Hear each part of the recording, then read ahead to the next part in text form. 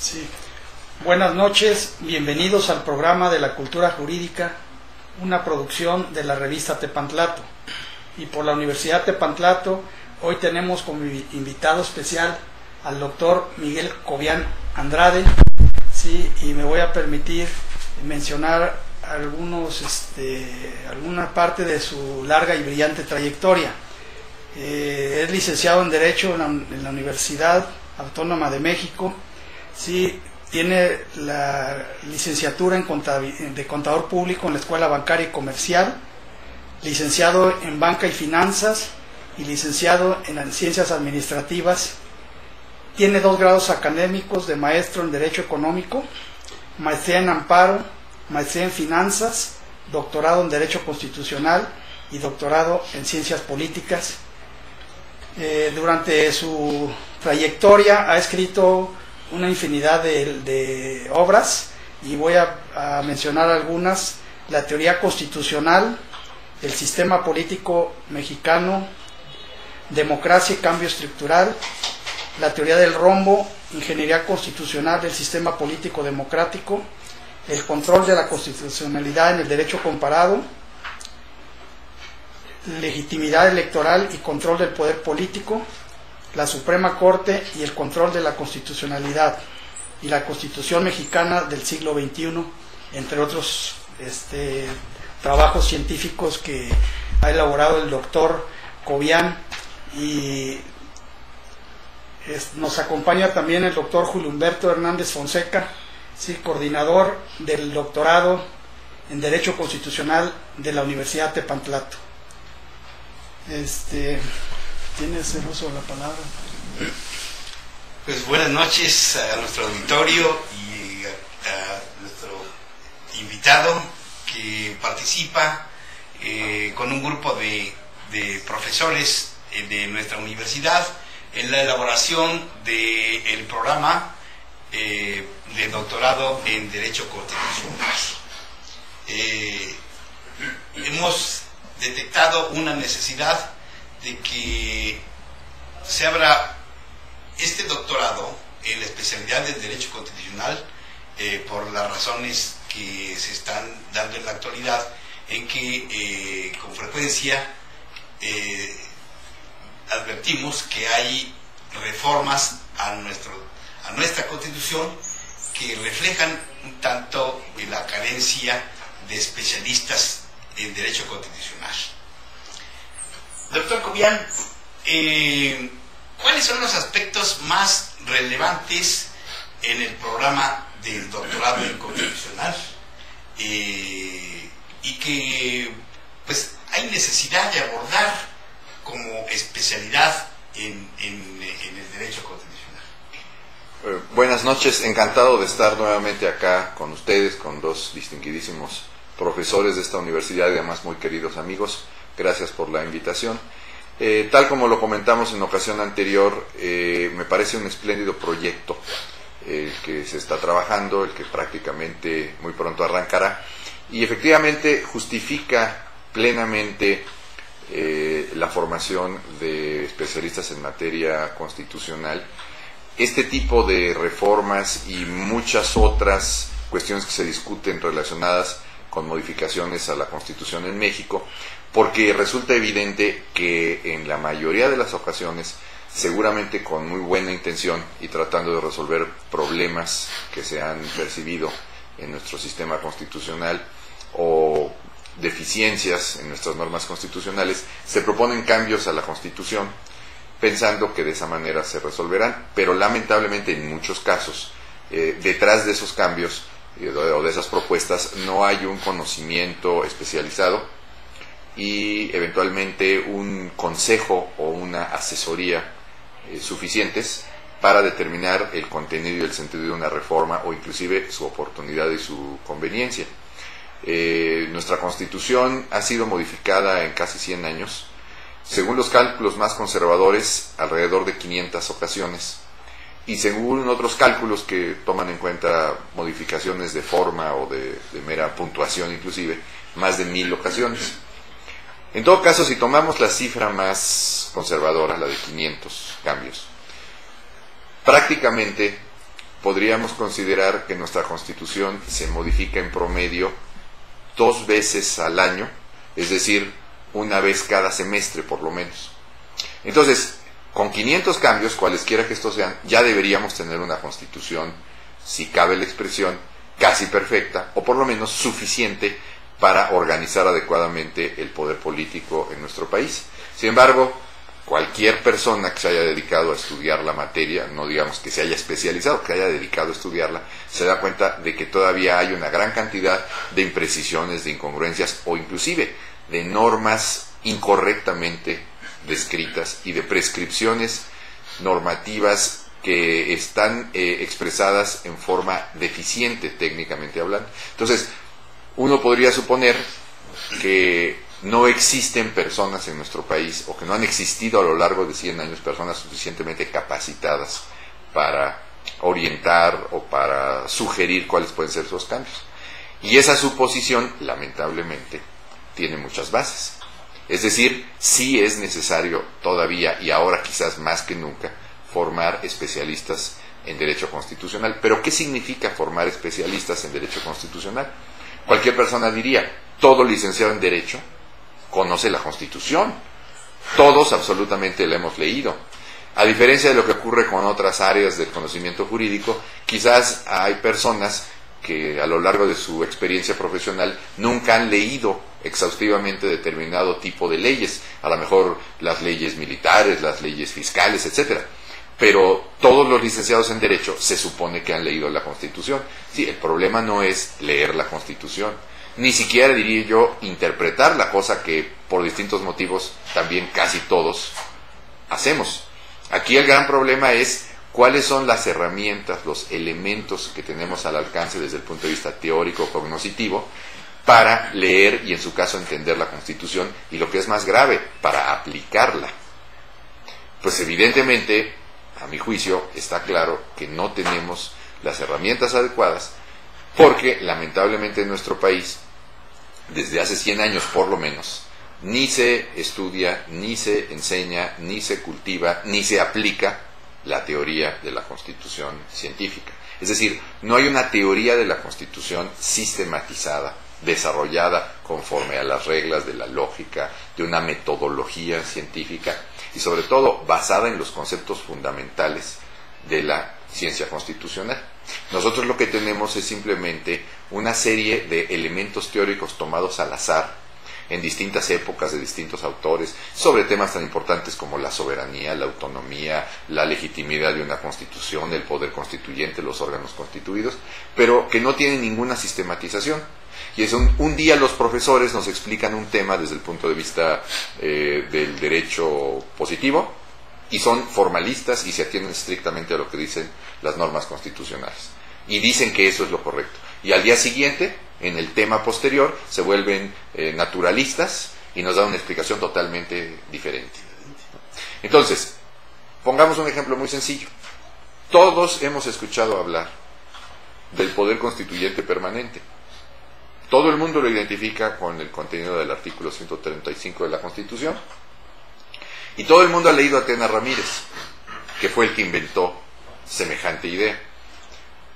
Ahora, si esto fuera un problema estrictamente teórico, pues no pasaría de haber sido una ocurrencia. El problema es que en las conferencias, en los libros, en las exposiciones de motivos de las reformas constitucionales, en las sentencias de los tribunales, se habla del poder constituyente permanente.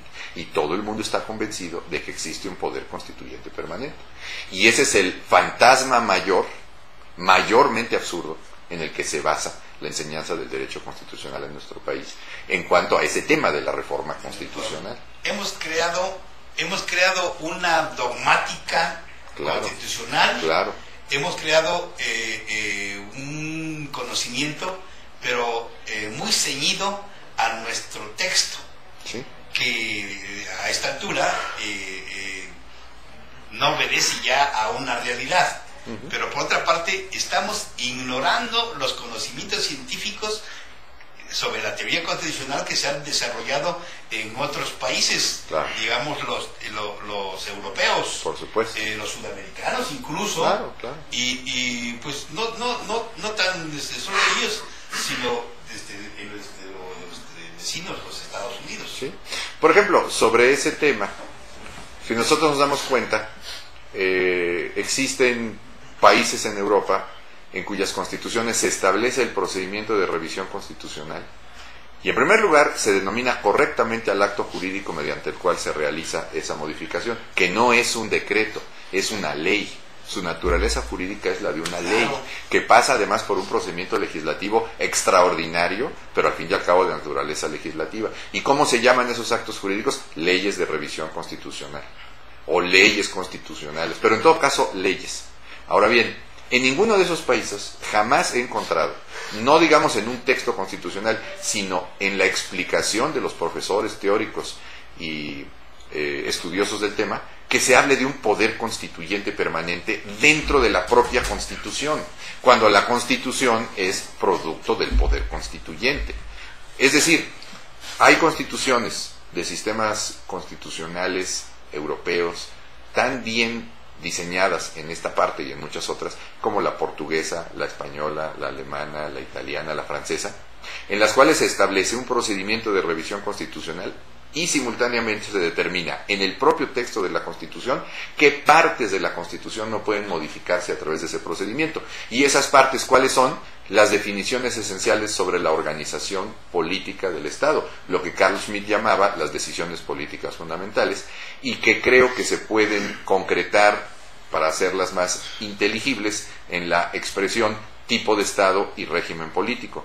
Por ejemplo, la Constitución de Portugal, en forma expresa, señala: los límites materiales de la revisión constitucional son la soberanía popular, los derechos individuales, los derechos sociales, el control de la constitucionalidad, la distribución de competencias, etcétera, etcétera. En México tenemos un artículo, un solo artículo, mal redactado y mal traducido, porque fue tomado de la Constitución de Estados Unidos, para un asunto tan relevante como es la revisión de la Constitución. Entonces, ¿cómo es posible que después de 100 años, para hablar tan solo de la vigencia de esta Constitución, nadie haya protestado y todo el mundo esté feliz con nuestros decretos de la reforma y con nuestro poder constituyente permanente inventado por Tena Ramírez? Es decir, estudiamos sobre la base de un texto constitucional que ningún otro de los grandes profesores ha superado, ni mucho menos ha hecho lo suficiente para resolverlo. Burgoa hablaba en su caso de un poder revisor, como si hubiera otro poder. Carpizo hablaba o sigue hablando de una tercera posibilidad, órganos constituidos, poder constituyente y una posición intermedia que es la reforma a la Constitución. Pero en todo caso, nadie ha sido capaz de decir: no se confundan, simplemente ahí existe un procedimiento establecido para cuya realización se necesita la concurrencia del órgano legislativo federal y de los órganos legislativos locales, pero órganos que ya existen, no estamos creando ningún otro. Es exactamente el mismo fenómeno que se da cuando tenemos a un presidente que firma un tratado y una Cámara de Senadores que lo aprueba. No podemos hablar de un poder aprobador de los tratados internacionales. Entonces, esto es un ejemplo de algo que 100 años lo hemos considerado perfectamente válido y perfectamente aceptable. Doctor, entonces significa que en México durante muchos años se ha enseñado en las escuelas derecho constitucional mexicano, pero no se ha abordado, o no se ha hecho un estudio científico de las instituciones, ¿sí?, que sustentan la teoría constitucional científica. Así es, ese es el problema, y que empieza inclusive desde el concepto de constitución. Todos creemos perfectamente que sabemos lo que es una constitución, y yo les podría demostrar en 5 minutos, tal vez después de alguna pausa que tengamos que hacer, que estamos muy lejos de conocer exactamente lo que es una constitución. Vamos a un corte y iniciamos con el concepto de teoría de constitución.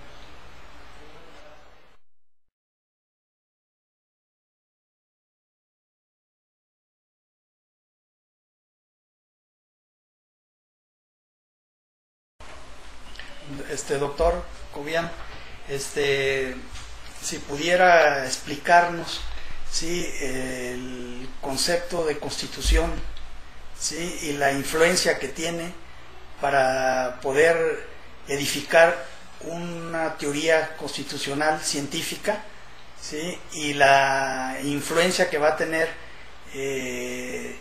tratar la teoría política en el programa de doctorado de Derecho Constitucional de la Universidad Tepantla. Sí, claro, hace un rato comentábamos que el concepto básico del conocimiento constitucional, de la teoría de la Constitución, y después de la interpretación de las normas constitucionales, llegando a su aspecto más complejo y más importante, que es el del control de la constitucionalidad, está basado, o todo esto está basado en el concepto de Constitución. Quizás quienes nos escuchan dirán, bueno, es que esto equivale a decir que no sabemos lo que es un abecedario. Pues quizás. Ejemplo, todos fuimos educados en una dogmática, como decía hace un momento el magistrado, en una dogmática constitucional cuya base era la idea de que una constitución es una ley suprema y que tiene necesariamente dos partes: los derechos individuales y la división de poderes. Entonces uno tendría que preguntarse, entonces esto significa que algún Estado que haya existido en el pasado, en el presente o que exista en el futuro, que no tenga esa forma de organización, carece de Constitución. Y peor todavía, cuando se nos enseña en las escuelas de Derecho que el constitucionalismo moderno, como suele decirse, arranca con la Revolución Francesa y la Revolución Norteamericana, y precisamente con la etapa en la que se empiezan a estructurar estados en el mundo a lo largo del siglo XIX sobre la base de esos dos bloques de elementos: los derechos de los gobernados y la división de poderes. Y entonces decimos, quiere decir que antes de finales del siglo XVIII no existían constituciones, no existía nada absolutamente que pudiera parecerse a una constitución, y casi podríamos dividir la historia del conocimiento constitucional AC y DC, antes de el constitucionalismo y después del constitucionalismo. Y esa es una mentira del tamaño del mundo. Nada más pensemos, cuando Luis XIV decía enfáticamente, porque además lo decía con pleno conocimiento de causa, l'état c'est moi, porque era un monarca absoluto, y decía, el Estado soy yo. ¿Qué es lo que estaba diciendo en realidad? La soberanía está en mis manos. Yo soy el poder real superior a cualquier otro. Entonces, tendríamos que preguntarnos, ¿Francia era un Estado? Obviamente, era un Estado. ¿Pero acaso había derechos de los gobernados y distribución de competencias? Por supuesto que no. Y la razón por la que no existía eso era porque el tipo de Estado, en términos teóricos, se denominaba o se denominaría Estado autocrático autoritario, y la forma de gobierno sería o era en esa época una monarquía. Entonces, ¿cuál era la constitución de Francia en la época de Luis XIV? Era un Estado cuya constitución era un tipo de organización del poder autocrático autoritario y estructuras monárquicas. Esa era su constitución. Entonces, si decimos que la Constitución tiene que ser un capítulo de derechos individuales y un capítulo de división de poderes, estamos cometiendo el error de tomar a la especie por el género. Estamos suponiendo que necesariamente así se tienen que organizar todos los estados. Obviamente, discusión distinta es valorar o plantear cuál es la mejor forma de organización constitucional y cuáles debemos evitar y cuáles no se deben repetir. Esa es otra cosa muy diferente. Pero lo que de ninguna manera podemos decir ni demostrar científicamente es que solo cuando un Estado se constituye de esa manera tiene constitución, y en todos los demás casos no tiene. Se afirmó también como motivo de la aprobación en esa época de la Revolución Francesa y la Constitución, las garantías del individuo, el reconocimiento de los derechos humanos, de los derechos individuales, y se llegó a considerar que no existía constitución en aquel país que no tuviera garantizados los derechos individuales. Esta es otra falacia. Por supuesto, porque eso equivale a decir, lo mejor es que haya derechos de los gobernados, eso es lo deseable, o inclusive lo único aceptable. Bueno, perfecto, esa es una posición perfectamente defendible, pero lo que no podemos decir es, si eso no existe, no hay constitución. No, lo que seguramente diremos es, esa es una constitución que no nos satisface, que no nos parece la conveniente, que no es la adecuada, que no garantiza tales derechos, y hay que cambiarla. Claro que hay que cambiarla, pero es un error enorme decir, si una persona no mide 1.50, no es un ser humano. No, bueno, a lo mejor no está bien que sea tan bajito, pero de que es un ser humano, por supuesto que lo es. Es decir, se está confundiendo lo deseable con lo real, lo subjetivo con lo objetivo. Tan es así que nosotros podemos revisar cosas tan increíbles en los textos en los que han estudiado muchísimos colegas, quizás el 110% de los que nos están escuchando, como son, insisto, el de Tena Ramírez, el de Burgoa, el de Lizureteaga. Sí, pero sobre todo me viene a la mente el de Burgoa, que llega a una conclusión verdaderamente sorprendente y dice: como hay muy diferentes tipos de constitución en el mundo, y los ha habido en la historia y en el presente y en el tiempo y en el espacio, no podemos establecer un concepto unívoco de constitución. Y entonces tenemos que tomar a la constitución de nuestro estado, leerla y definirla. Y bajo ese esquema, él dice, entonces la Constitución mexicana es la ley fundamental que tiene las siguientes partes: derechos individuales, derechos sociales, distribución de competencias, sistema de economía mixto, etc. Y entonces ahí está, ahora estamos cayendo en el otro error. Ahora estamos tomando otra especie diferente y la estamos convirtiendo en el género. O peor todavía, estamos diciendo, nunca puedo saber lo que es una constitución y solamente puedo conocer distintas clases de constitución. Pues entonces yo preguntaría, ¿cómo sabes que estás conociendo distintas clases de constitución si no sabes lo que es una constitución? Si no sabes lo que es un ser humano, ¿qué va a ocurrir cuando se te aparezca alguien con dos cabezas? ¿Vas a decir, es una nueva especie de ser humano? Pues si ni siquiera sabes lo que es un ser humano. El reflejo de este conflicto, de este problema, de esa dificultad en la definición, lo estamos viendo ahora con las dos reformas a nuestra Constitución en relación con los tratados internacionales sobre derechos humanos. Exactamente. Que muchos juristas están considerando que ahora que se introdujeron en el texto de la Constitución los tratados internacionales sobre derechos humanos que definen los derechos humanos, algunos, ya tenemos en México los derechos humanos elevados al rango constitucional, donde siempre han estado. Claro, por supuesto. Y es que aquí es donde entra el entendimiento de lo que es una constitución, conforme a una teoría constitucional, y sobre todo, cuando se hace una reforma, poder entender qué partes, normativamente hablando, de un sistema jurídico deben estar en la Constitución y qué partes no es necesario que estén. Por ejemplo, uno de nuestros grandes problemas es que tratamos de definir a la Constitución desde un punto de vista eminente y exclusivamente jurídico, cuando la materia de una Constitución, la materia prima de una Constitución es política, es el poder. Como dijo en su momento Lassalle hace ya 150 años, los problemas constitucionales son primariamente políticos y secundariamente jurídicos. ¿Qué quiere decir esto?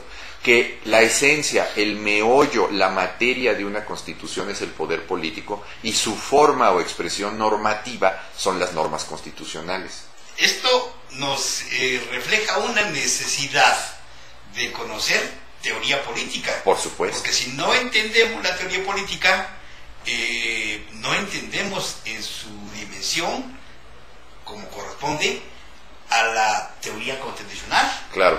Los objetos de estudio de la materia constitucional tienen una naturaleza tal que si no se conoce en forma paralela la ciencia constitucional y la ciencia política, es imposible entenderlos cabalmente.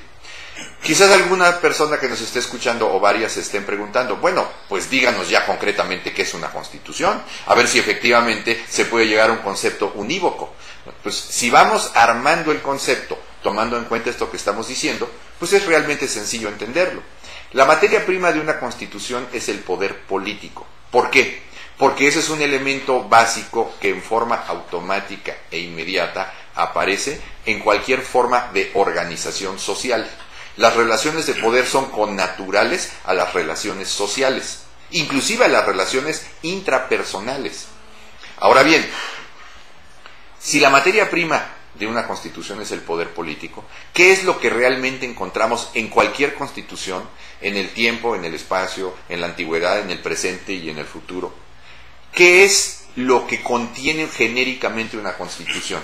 Es muy sencillo. Una constitución lo que contiene es la organización del poder político. Eso es lo que contiene una constitución. Y claro está, esta expresión no deja de ser demasiado amplia, demasiado vaga, porque también Por ejemplo, en los estatutos de un partido político encontramos aspectos relativos a la organización del poder político, porque ese partido político tiene ese elemento dentro de su vida y dentro de su actuación.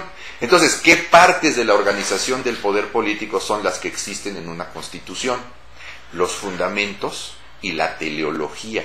Es decir, ¿sobre qué bases queremos construir todo nuestro edificio constitucional y a qué punto queremos llevarlo?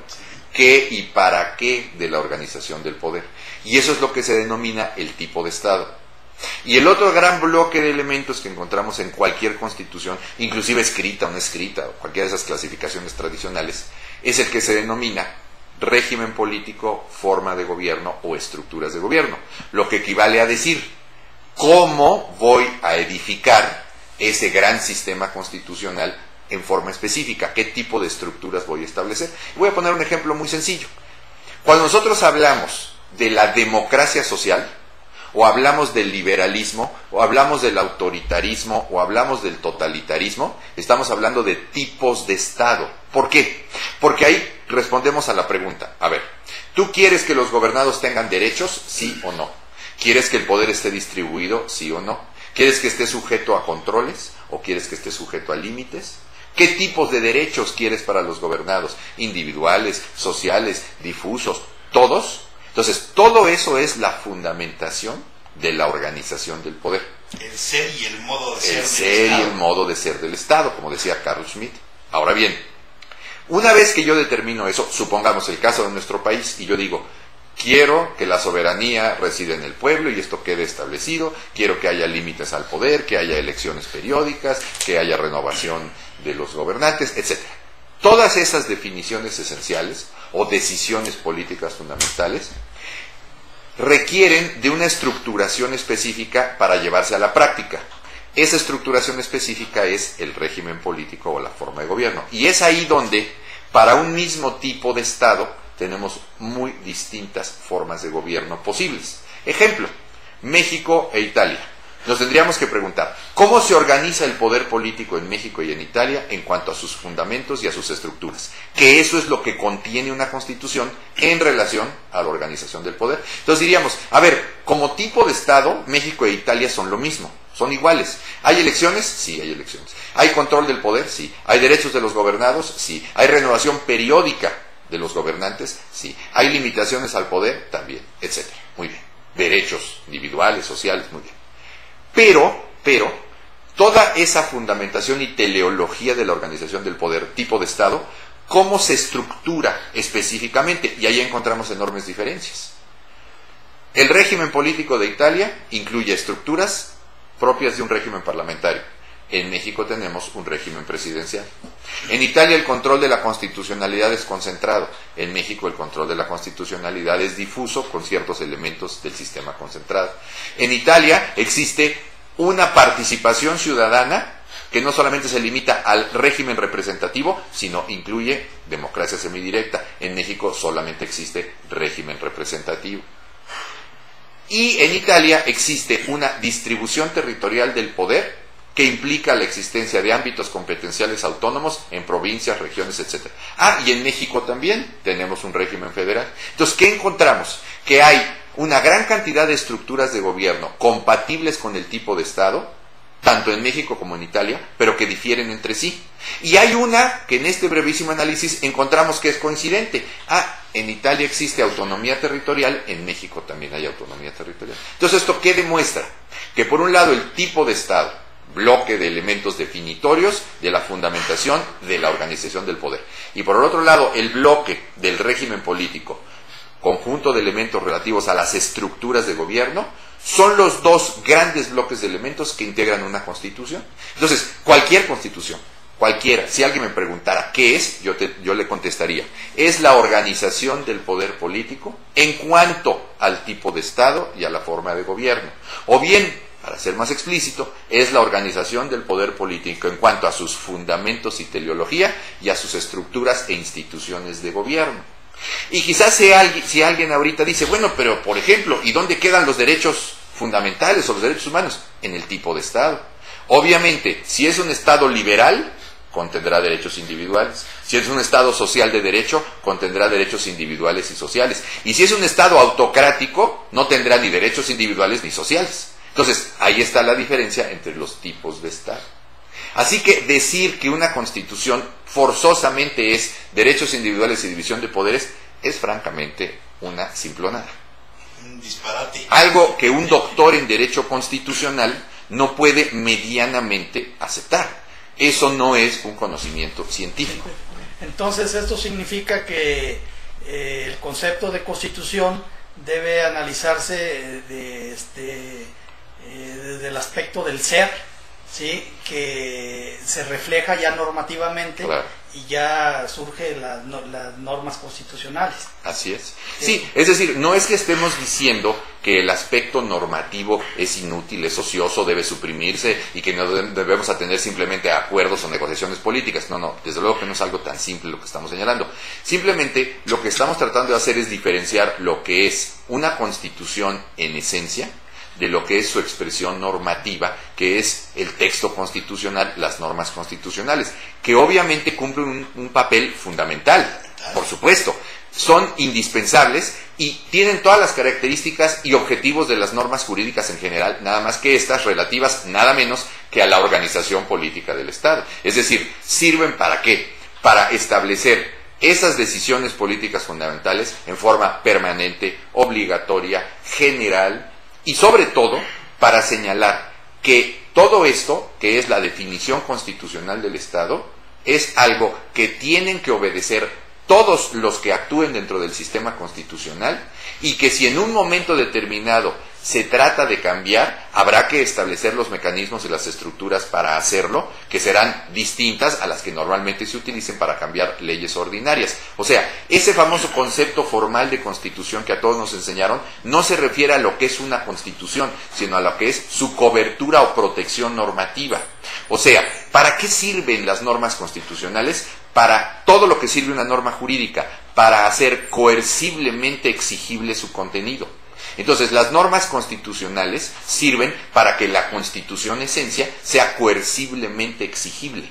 Y esto, por ejemplo, es lo que fundamentalmente se hace a través del control de la constitucionalidad, por ejemplo. Es el fundamento, la esencia del control de la constitucionalidad. Así es. Por eso, en la actualidad, encontramos muchas dificultades para comprender la naturaleza de los procesos distintos de control de la constitucionalidad.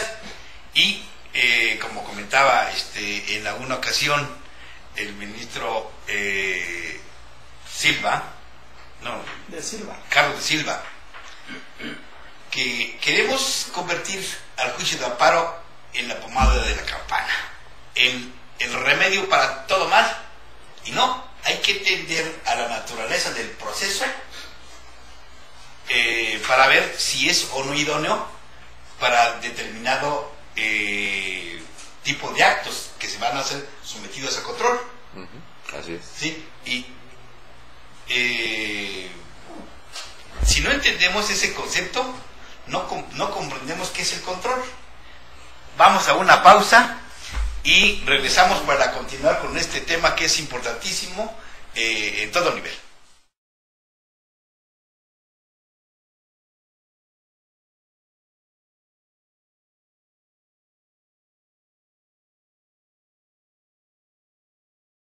Sí, doctor Cobian, en relación con lo que comentabas hace un momento de lo que debe contener una constitución, esas decisiones políticas fundamentales, sí, me viene una interrogante, una pregunta, sí, de si la reforma constitucional en donde introducen un aspecto procesal, sí, que es lo que la Corte en una ejecutoria sí estableció de la apariencia de buen derecho, o sea, elevar esa cuestión procesal de las medidas precautorias, ¿sí?, a rango constitucional, ¿sí?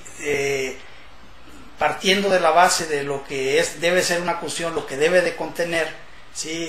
La pregunta es si ese contenido, ¿sí?, es correcto, que esté o sea propio de o más bien que esté incrustado dentro de la Constitución.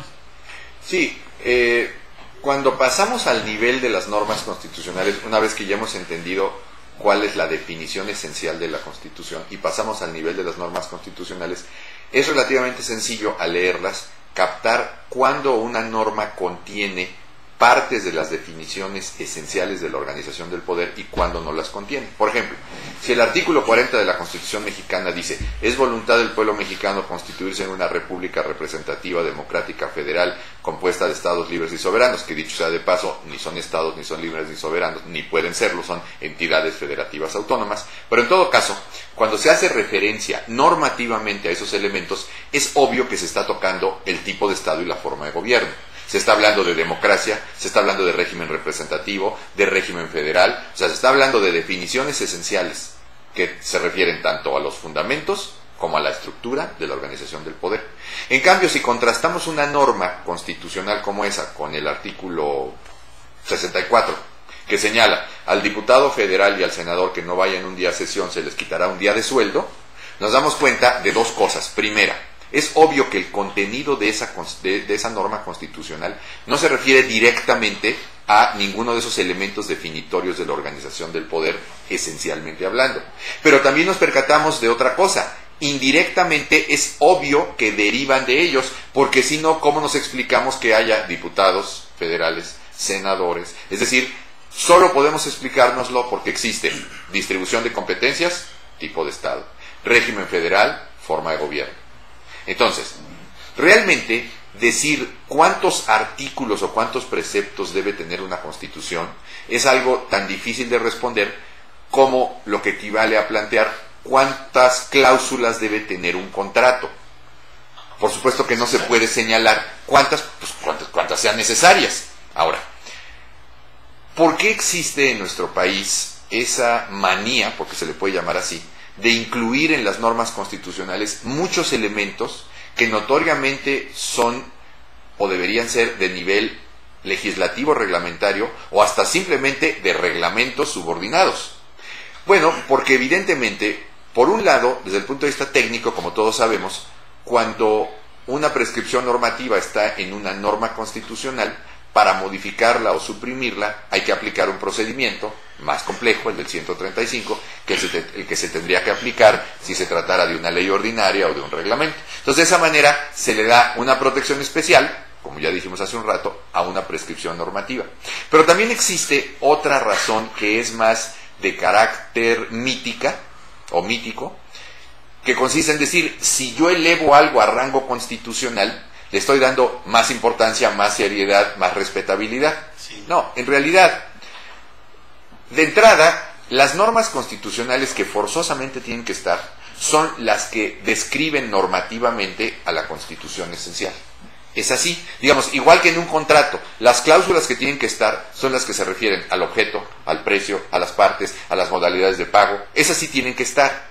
Ahora, todas las demás, casuísticamente, se pueden ir analizando para decir esto debe estar, esto no debe estar, y en ocasiones es verdaderamente innecesario y hasta, yo diría que contraproducente, colocar en normas constitucionales prescripciones normativas que no tienen nada que estar haciendo ahí. El caso que estamos platicando, por ejemplo, así es, de la premisa del exactamente derecho, eso, un concepto que no comprendemos bien, para empezar, que no definimos correctamente y que ya está en el texto de la Constitución. Así es, así es. Nos va a traer muchos dolores de cabeza, sí, cuando debiera ser un tema propio de una ley, así es, procesal. Así es, exactamente. Digamos, muchos aspectos de carácter procesal aparecen en la Constitución innecesariamente. Pues precisamente si son procesales, no deben estar en un cuerpo normativo que por definición es sustantivo. La Constitución contiene normas constitucionales referidas a la definición esencial de la organización del poder y solamente los procedimientos que son estrictamente necesarios para hacerlas efectivas. Ejemplo, el procedimiento legislativo, el procedimiento para elegir representantes populares, etcétera. Pero incluso estas reglas procesales, hablando del procedimiento legislativo, las bases esenciales. Nada más. Porque nada más. El desarrollo se debe dejar a la ley secundaria. A la ley secundaria o a un reglamento. Así es. Entonces, este ejemplo y muchos más que podríamos ofrecer son casos en los cuales, si esas prescripciones normativas se trasladaran a las leyes secundarias, orgánicas, procesales, las que fueran, en absoluto quedaría desprotegida la Constitución, en absoluto estaría en riesgo su contenido normativo esencial. Simplemente esa que pusimos como ejemplo, si esa sanción a los diputados federales y senadores faltistas se pasara a la ley orgánica del Congreso de la Unión, no pasa absolutamente nada. Entonces, realmente la clave está en hacerse la pregunta: si yo suprimo esta norma constitucional, ¿estoy desprotegiendo a la Constitución esencia? Si la respuesta es sí, la debo dejar. Si la respuesta es no, la puedo pasar a una ley. Ahora, hay ciertos temas que precisamente porque lo que se quiere es dificultar su cambio o su modificación, que se colocan en la Constitución. Pero a mí me parece que eso es un exceso. Muchos de ellos, por ejemplo, los percibimos de unos años para acá en materia electoral. Si nosotros revisamos cómo se han ido modificando ciertos artículos de la Constitución en materia electoral, nos damos cuenta de que primero apareció mención de los partidos políticos, que al principio no estaban previstos en la Constitución. Después de las distintas autoridades e instituciones electorales. Después de ciertos procedimientos electorales. Y ahora ya hasta se tocan temas relacionados con la propaganda, la publicidad, la duración de las campañas. Bueno, eso está fuera de lugar. Eso debe estar en el COFIPE.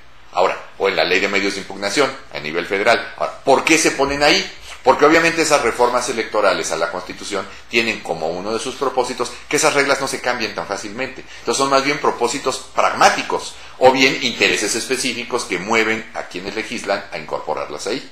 Pero en la actualidad nuestro texto constitucional se ha vuelto un texto complejo, contradictorio, difícil de entender y de interpretar por esos excesos. Pero al fin y al cabo, todo eso pertenece al ámbito de las normas constitucionales, que no se deben confundir con la Constitución esencia. Y este es un tema fundamental que nos lleva a otro que tampoco se entiende en México y se aplica de una manera pésima, que es el relacionado con la posibilidad de plantear la anticonstitucionalidad de una reforma a la Constitución. Precisamente, si no distinguimos entre esos dos bloques de elementos, la definición esencial de la organización del poder político y las normas constitucionales, y simplemente decimos que la Constitución es un conjunto de normas jurídicas supremas todas iguales, no entendemos que, por ejemplo, una reforma a la Constitución que lesione la organización del poder político en sus aspectos fundamentales es una reforma anticonstitucional, porque la está llevando a cabo un conjunto de órganos o poderes públicos de nivel constituido que no pueden, por su origen ni por su competencia, modificar las bases y la esencia de la que ellos mismos provienen. En cambio, decimos simple y sencillamente, no, es una obra del poder constituyente permanente y no hay nada que objetar. Si acaso el procedimiento, pero nunca el fondo. Bueno, es que no somos capaces de distinguir entre un cambio que sería a los diputados federales y senadores faltistas les quito 10 días de sueldo, a un cambio que sería, en lugar de régimen federal, régimen central o unitario. ¿Todo es igual? Por supuesto que no. Entonces, obviamente, si los congresos federal y locales modificaran la Constitución tocando las estructuras de gobierno o tocando el tipo de Estado, como muchas veces ha pasado, por cierto, en nuestro país, lamentablemente, estarían actuando fuera de su competencia.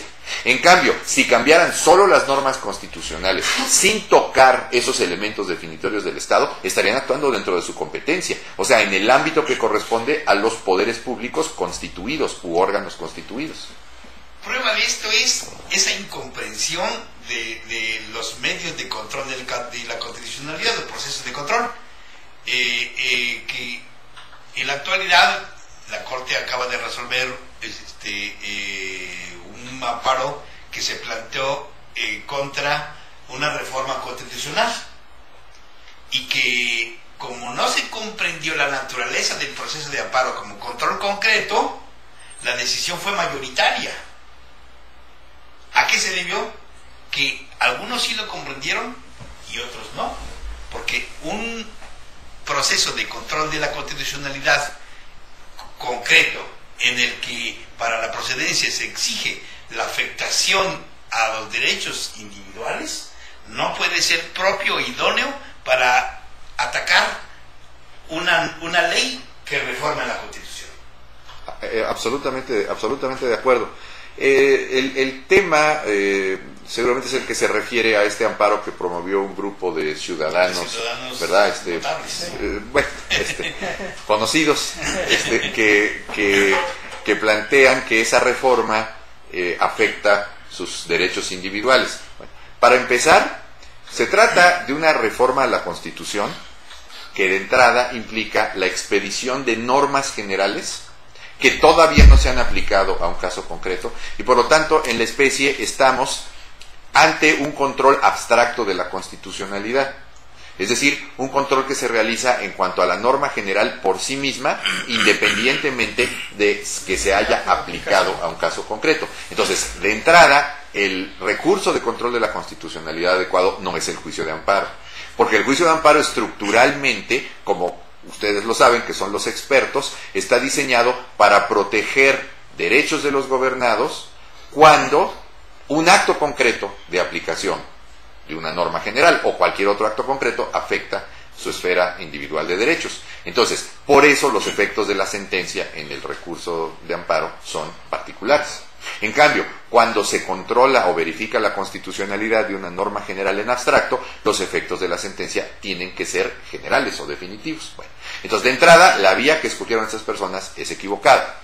Obviamente en México el problema que tenemos es que no existe un recurso de control de la constitucionalidad abstracto bien estructurado. Tenemos la acción de inconstitucionalidad, para la cual solamente están autorizados o legitimados o el 33% de los integrantes del órgano que expidió la ley, o genéricamente el procurador, cosa totalmente indebida, o bien, tratándose de la materia electoral, los partidos políticos.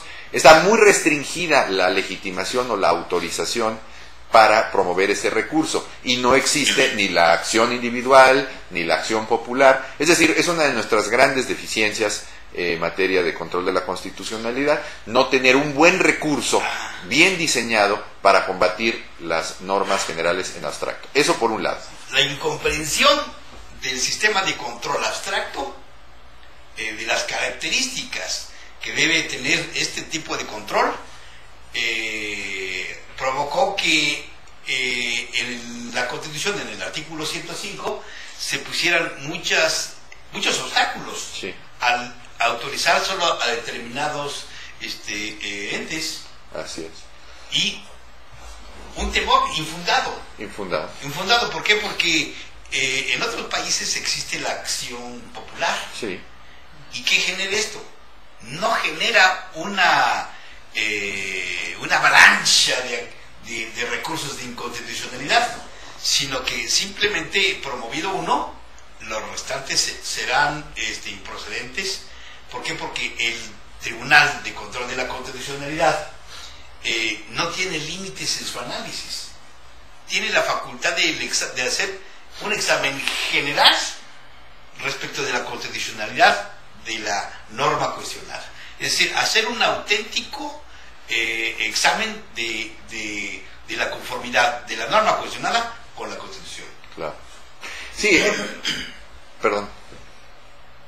Sí, el asunto de las deficiencias estructurales de las controversias constitucionales y de las acciones de inconstitucionalidad, que seguramente podrá ser materia de una nueva emisión, de una nueva transmisión, es verdaderamente sorprendente y notorio en nuestro país, y ahí se da el caso de que el diseño de esos recursos de control de la constitucionalidad está hecho en gran medida a imagen y semejanza del juicio de amparo, cuando se trata de mecanismos o recursos de control totalmente diferentes. Es decir, cualquiera que los lea, conociendo un poco del tema, se da cuenta de que casi lo único que faltó poner en las fracciones primera y segunda del artículo 105 fue que el órgano que promoviera la controversia, o en su caso el porcentaje de diputados que planteara la anticonstitucionalidad, demostrara su interés jurídico. Es decir, se confundió dramáticamente, clamorosamente, entre lo que es el control abstracto de las normas generales en el caso de la fracción segunda, los conflictos entre órganos en el caso de la fracción primera, con un recurso tradicional que tenemos, que es el de amparo, que por definición se promueve en condiciones totalmente distintas y tiene como propósito necesariamente el resarcimiento en el goce o disfrute de los derechos individuales de un gobernado, que no tiene paralelo alguno con la anulación de una norma general o con la resolución de un conflicto entre órganos. Entonces, se diseñan esos recursos a través de estructuras propias del juicio de amparo que no tienen nada que ver con controversias y acciones. O sea, casi es haber hecho un vestido de novia cortado con un modelo de traje de caballero. Vamos a una pausa y regresamos.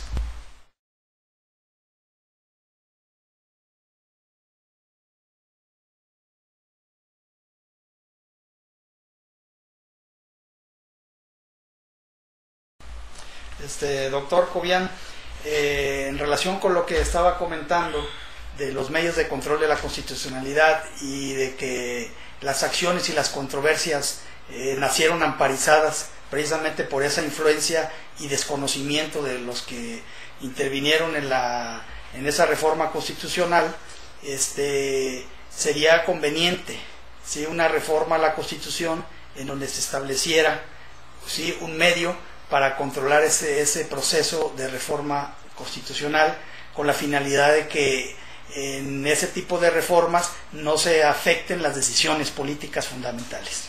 Sí, bueno, desde luego, en cuanto al tema específico del control de la constitucionalidad, lo deseable sería una modificación constitucional que creara un nuevo sistema completo, un nuevo sistema integral. Es decir, aquí no es solamente cuestión de decir, vamos a agregar este otro recurso de control, por ejemplo, la cuestión de anticonstitucionalidad que existe en Alemania, que existe en España, o vamos a crear un tribunal constitucional, como ahora algunas personas han propuesto, dicho sea de paso, siendo que hace algunos años decían que no era necesario y que no valía la pena crear un tribunal constitucional. Bueno, yo en realidad desde hace, que es 1994, 17 años, antes de la reforma, me gradué como doctor en Derecho en la UNAM, precisamente escribiendo una tesis, la primera que se escribió en la historia de la UNAM y de la División de Estudios de Posgrado, sobre control de la constitucionalidad, que se llama El control de la constitucionalidad en el derecho comparado, insisto, antes de la reforma de 1995, y desde entonces yo proponía el establecimiento en México de un sistema concentrado de control de la constitucionalidad, pero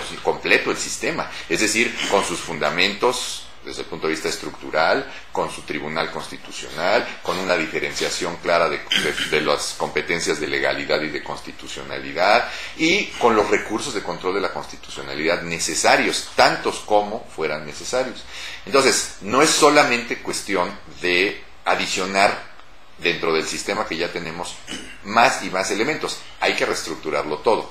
Pero en todo caso, en cuanto a este aspecto específico, desde luego que es necesario crear un buen recurso, bien diseñado, de control de la constitucionalidad en abstracto, o sea, el que se llama precisamente, genéricamente hablando, recurso de anticonstitucionalidad, y que aquí le pusimos acción de inconstitucionalidad. ¿Impropiamente? Pues sí, impropiamente, porque la acción es el camino o la vía procesal para interponer este recurso, no es el nombre del recurso. Pero bueno, en todo caso, digo, esto será materia de alguna otra plática. Y entonces, en ese recurso de anticonstitucionalidad, que sería procedente contra normas generales, cualesquiera normas generales, desde luego que entraría la reforma de la Constitución. O sea, los decretos que deberían llamarse leyes de revisión constitucional podrían ser controlados por el órgano de control de la constitucionalidad, un tribunal constitucional, en cuanto a su correspondencia con la Constitución, tanto por lo que se refiere a la aplicación del procedimiento adecuado, como por su contenido. Desde luego que eso es indispensable. Y los órganos legitimados para esa impugnación tendría que ampliarse, pues, como dices, claro, diseñar un sistema integral, ¿sí?, que permita no solo a las 33%, al procurador, sino ampliar los órganos legitimados con la finalidad de que realmente se proteja la Constitución, esas decisiones políticas fundamentales. Por definición, tratándose del control abstracto de las normas generales a través del recurso de anticonstitucionalidad, es el caso en el que se debe autorizar o legitimar al mayor número de sujetos de derecho para plantear el recurso respectivo. Y esto implica el gobierno federal, los gobiernos locales, el Congreso del que haya salido la ley a través de un porcentaje de sus integrantes, en los congresos locales, una acción popular, inclusive las universidades públicas, etcétera. Es el caso en el que hay mayor amplitud, precisamente porque la norma o el tipo de norma que se va a controlar, que son las normas generales, son por definición generales, abstractas, impersonales, y entonces una generalidad debe tener la posibilidad de plantear el recurso. Y no solamente el 33%, como si casi se estuviera diciendo, una mayoría aprobó la ley, entonces la minoría afectada o agraviada es la que puede plantear el recurso. No es juicio de amparo, no es juicio de amparo. Y eso es exactamente lo que se trasluce de la estructura que tenemos actualmente. Cuando fue un avance que se dio con la introducción de la llamada acción de inconstitucionalidad, pero con muchos defectos procesales. Así es. Y el fundamental, que fue el de la legitimación de los órganos o individuos para promoverla. Así es. Una, que veía yo esa. Otra, la que se había introducido, que ha sido modificada en relación con la limitación de la Corte en materia electoral de ceñir su análisis de constitucionalidad o de conformidad de constitucionalidad a la norma invocada en la hermana. Claro. Eso es impropio. Por supuesto. Sí, igualmente es un caso en el que el órgano de control debe tener la mayor amplitud para hacer la revisión de la constitucionalidad. Es decir, no se trata de proteger el interés jurídico que alega el afectado que está siendo menoscabado. No es un control concreto ni un control resarcitorio de los derechos individuales, no, es protección de la Constitución. Luego, entonces, si yo, juez constitucional, detecto que hay normas que están infringiendo la Constitución y no han sido debidamente señaladas, yo debo actuar, porque se trata de proteger la Constitución y destruir lo que sea anticonstitucional, por supuesto. De ese modo, a través de ese recurso, se protegería correctamente la Constitución. Claro. Y se le daría actualidad a esa supremacía. Por supuesto, así es, exactamente. De otra manera, ¿no? Así es, exactamente. Y sobre todo que es el defecto que yo encuentro en el proceso de amparo con el famoso principio, que no es tal, de estricto derecho, sí. en el cual pues se conduce a una sentencia que se pronuncia sobre la visión de los conceptos de violación bien o mal estructurados por el quejoso, el abogado del quejoso, pero que esto impide hacer un auténtico juicio de constitucionalidad. Claro.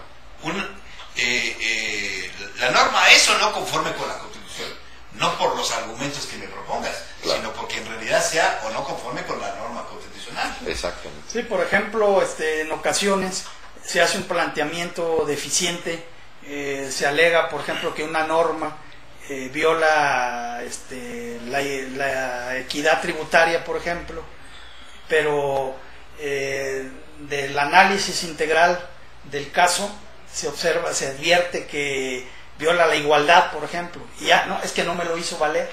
Entonces esas limitaciones son las que hay que quitar para que se haga un examen, ¿sí?, realmente de la constitucionalidad, sin que el órgano de control, ¿sí?, tenga limitación.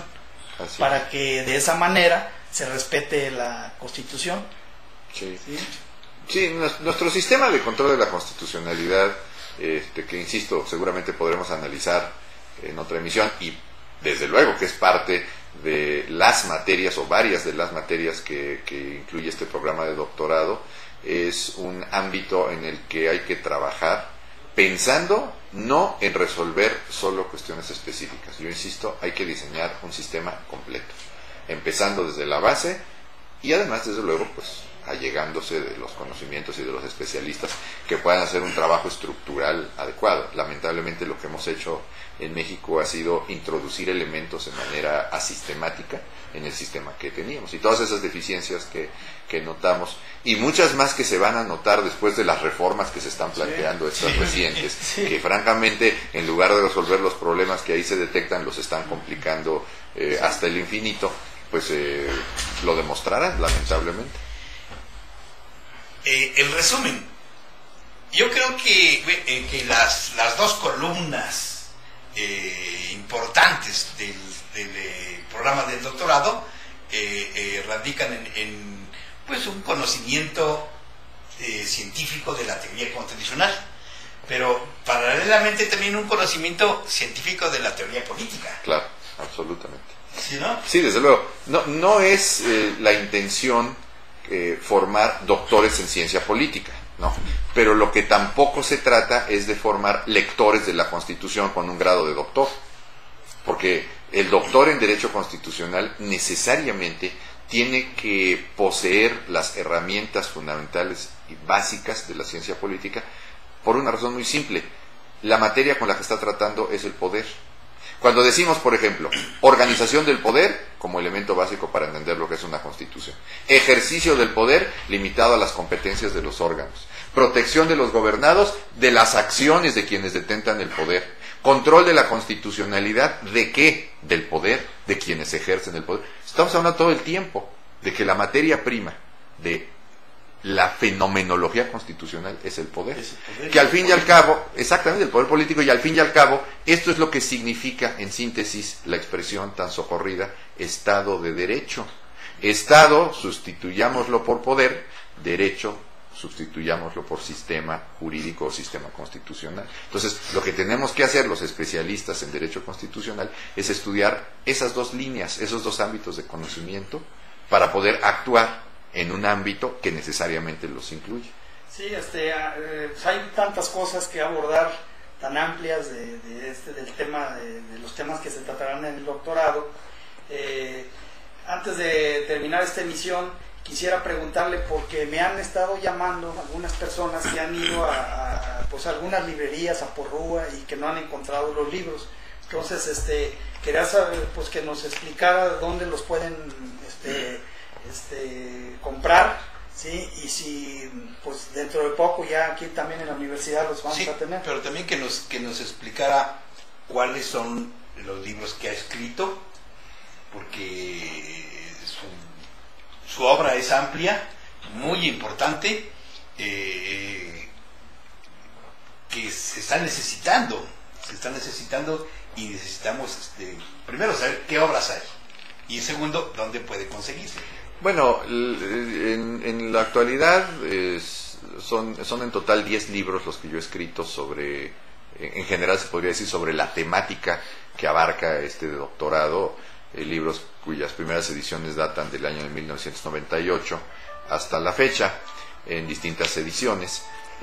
Pues pueden mencionar Teoría Constitucional, que es un libro básico para entender todo esto, en 2 volúmenes. Libros sobre el sistema político mexicano, 2 de ellos, un libro que también ha llamado mucho la atención en los ámbitos académicos, que es en el que explico una teoría que diseñé para señalar las estructuras de un sistema político para que pueda funcionar democráticamente, que es la teoría del rombo. El libro se llama La teoría del rombo, Ingeniería Constitucional del Sistema Político Democrático. Desde luego, un libro pues que puede ser muy útil para un especialista en materia constitucional, que se llama La Constitución Mexicana del siglo XXI, que es un proyecto de constitución ya redactado artículo por artículo. Y otro bloque de libros que es el relativo al control de la constitucionalidad, el control de la constitucionalidad en el derecho comparado, la Suprema Corte y el control de la constitucionalidad, y el último, que es del año pasado, 2010, que se llama Fundamentos Teóricos del Control de la Constitucionalidad. Y hay algunos otros libros que se refieren específicamente a temas constitucionales para quien va introduciéndose en la materia, como el que tiene ahorita en sus manos el maestro, que se llama 10 estudios antidogmáticos sobre el sistema constitucional mexicano, en el que precisamente encuentra el lector todos los elementos para ir destruyendo los dogmas sobre los cuales se ha afincado el estudio, la enseñanza, la interpretación y la aplicación del derecho constitucional, y seguramente al leerlo se percatará de que muchas cosas que él tenía como sabidas, como conocidas y como parte inclusive de lo que eventualmente podía aplicar en su actividad diaria si está relacionada con la materia, pues eran erróneas. Entonces, pues es, digamos, a grandes rasgos sobre lo que hemos estado investigando los últimos años, varios años, ¿verdad? Y desde luego, pues en los libros fundamentalmente se refleja se reflejan las dos áreas en las que yo me he especializado, que son pues la materia constitucional y la ciencia política, donde tengo los sendos doctorados expedidos por la UNAM. Los libros se pueden conseguir fundamentalmente en la librería de la Facultad de Derecho de la UNAM. Es una librería que está junto al Auditorio García Maínez, en el edificio de la biblioteca de la facultad, en la planta baja. No biblioteca de la UNAM, sino biblioteca de la Facultad de Derecho de la UNAM, y ahí junto está esa librería, junto al Auditorio García Maínez. Se está implementando nuevamente su distribución, que hasta hace algunos meses ya estaba en proceso, en las librerías como Gandhi, El Sótano. Entonces, seguramente en unas semanas más estarán ya algunos de estos libros, pero donde pueden encontrarlos con absoluta seguridad, prácticamente todos, es en la Facultad de Derecho de la UNAM. Y seguramente también acá, muy próximamente en esta universidad, en cuanto arranquemos el doctorado. Sí. Pues ya damos el final a esta emisión. Gracias y buenas noches. Les recordamos que la revista Tepantlato cumple 19 años en este 2011, difundiendo la cultura jurídica de manera gratuita y ahora otros temas culturales. A nombre de todos y cada uno de los que hacen posible esta emisión, le agradecemos su atención.